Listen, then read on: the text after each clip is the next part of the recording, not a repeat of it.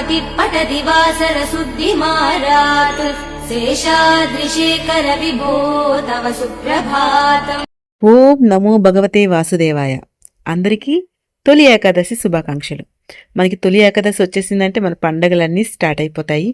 నేను కూడా ఈరోజు తొలి ఏకాదశి పూజని చక్కగా ఇంట్లో చేసుకున్నాను. స్వామివారికి దండం పెట్టుకున్నాను. ఈ వీడియోలో నేను అదే చూపిస్తున్నానండి, నేను పూజ ఎలా చేసుకున్నాను. ముందుగా నేనైతే పేలాల పిండిని ప్రసాదంగా ప్రిపేర్ చేశాను. పేలాల పిండి ఎలా ప్రిపేర్ చేశానో చూపిస్తున్నాను. ముందుగా చూసారు కదా, ఒక చిన్న కప్పుతో 1 కప్పు జొన్నలు తీసుకొని ఆ కప్పుతోనే 3 కప్పులు నీరు ఒక గిన్నెలో వేసి వాటిని ఒక 5 మినిట్స్ అండి తలతలా మరిగేటట్టు వాటిని ఉడికించుకున్నా. సో 5 మినిట్స్ సరిపోతుంది, అంతకంటే ఎక్కువ అవసరం లేదండి. సో ఇలా ఒకసారి మరిగాక స్టవ్ ఆఫ్ చేసేసి వాటర్ని అంతటిని కూడా డ్రైన్ చేసేసి వాటిని వాటర్ లేకుండా చేసి ఒక టవల్ పైన వాటిని ఆరబెట్టుకున్నాం. ఒక 2 అవర్స్ ఫ్యాన్ కింద ఆరబెట్టానండి. ఇప్పుడైతే మనకి ఎండలు లేవు కాబట్టి ఫ్యాన్ కింద 2 అవర్స్ ఆరబెట్టా. తర్వాత 2 అవర్స్ అయిపోయాక వాటిని ఇలా మిక్సీ జార్లో వేసుకొని వాటిని మిక్సీ చేసుకున్నాను. సో ఒక ఫైన్ పౌడర్ కాదు కానీ పౌడర్లా చేసుకున్నా, మరి ఫైన్ పౌడర్గా ముందుగా చేసేకండి. ఇలా పౌడర్ని చేశాక దాంట్లోకి మీకు కావాలంటే కొంచెం ఎండు కొబ్బరి వేసుకోవచ్చు. నేనైతే పుట్నాల పప్పు వేస్తున్నా కొంచెం. అలాగే ఇలాచీ వేసుకోవాలి. ఇలాచీ వేసుకొని కొంచెం బెల్లం కూడా వేసుకోవాలి. వేసుకొని ఇంకొకసారి మిక్సీ పెట్టారంటే మనకి పేలాల పిండి స్వామివారికి ఎంతో ఇష్టమైన ప్రసాదం రెడీ అయిపోతుంది. సో ప్రసాదం రెడీ చేసుకున్నాక ఇంకా పూజ స్టార్ట్ చేసుకున్నానండి. సో గణేషకి ఇలా గరిక పుస్తలు కూడా సమర్పించుకున్న తర్వాత ఈరోజు రావి ఆకులో పిండి దీపం పెడితే చాలా మంచిది.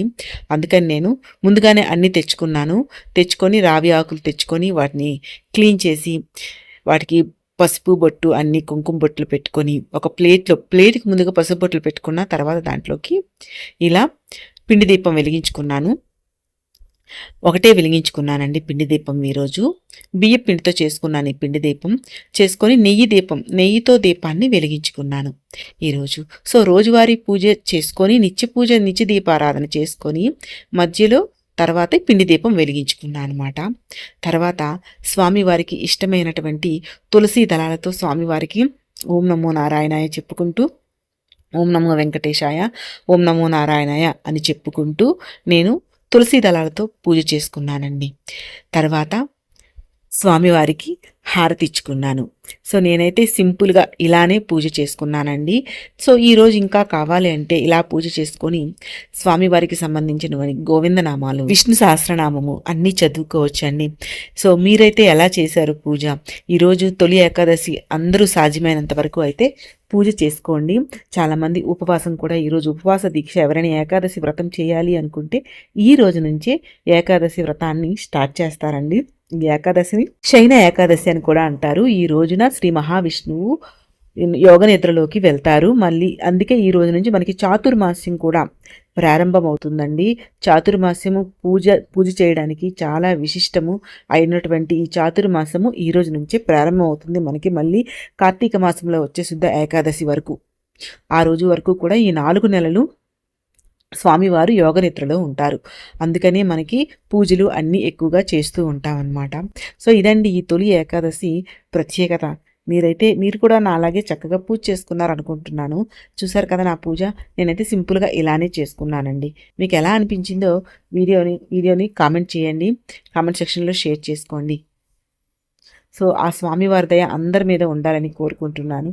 ప్లీజ్ అండి, వీడియో నచ్చితే లైక్ చేయండి, షేర్ చేయండి, నా ఛానల్ని సబ్స్క్రైబ్ చేసుకోండి ప్లీజ్. నేను ఈరోజు ఒక ధూపం వేసుకున్నానండి.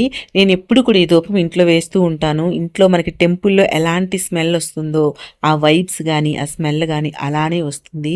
సో ఏం చేయాలి అంటే మీ దగ్గర బొగ్గులుంటే బొగ్గులతో వేసుకోండి. లేదంటే ఇలా ధూప్ స్టిక్స్ తీసుకొని దాంట్లో కొంచెం నెయ్యి వేసుకొని, అలాగే బిర్యానీ ఆకులు, కొంచెం ఇలాచి, తర్వాత దాల్చిన చెక్క, తర్వాత దాంట్లోకి లవంగాలు కూడా వేసి పచ్చకర్పూరం వేసి ఇలా ధూపాన్ని వెలిగించుకోవాలి.